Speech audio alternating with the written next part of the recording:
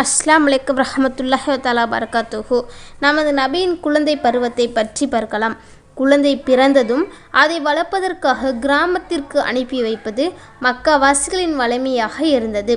Amina அம்மையாரும் தம் குழந்தையை கிராமவாசியான ஹலீமா என்ற அம்மையாரிடம் கொடுத்து வளர்த்து வர செய்தார்கள். அவர்கள் மிக நல்லவர்கள். அவர்களின் பாலை குடித்து வளர்ந்த நபியவர்கள் மிக திடகாத்திரமாக இருந்தனர். அவர்கள் நபியவர்களுக்கு ஒழுக்கமான பேச்சையும் கற்றுக் கொடுத்தார்கள்.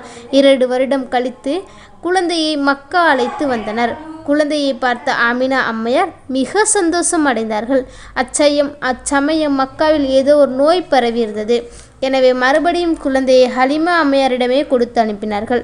நபியர்களின் பால்வடியும் முகத்தை பார்த்தவர்கள் அவர்கள் மீது நேசம் கொள்வார்கள்.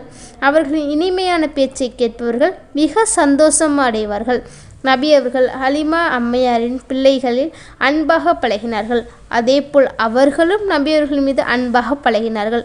மேலும் நபியவர்களை விளையாடவும் ஆடுகள் மேய்க்கவும் அழைத்து செல்வார்கள். நபியவர்களுக்கு 4 வயதான போது தாயாரிடம் அழைத்து வரப்பட்டார்கள். அவர்களை பார்த்து தாயார் மிக மகிழ்ச்சி அடைந்தார்கள். நபி அவர்களை அன்பாக வளர்க்க தொடங்கினார்கள். நபியவர்களுக்கு 6 வயதான போது அவர்களை தன் தாய் வீட்டிற்கு அழைத்து சென்றார்கள். தாயார் வழியிலேயே மஃபாத்தாகி விட்டார்கள். இன்னா அல்லாஹி வ இன்னா இலைஹி ராஜிஊன். தாய் தந்தையை இழந்த நபியவர்களை உம்மு ஐமன் என்ற தாத்தாவிடம் அழைத்து வந்தார்கள். தாத்தா மிகவும் வருத்தப்பட்டார்கள். என்ன செய்வது? மவுத் வந்தால் யாரால் என்ன செய்ய முடியும்?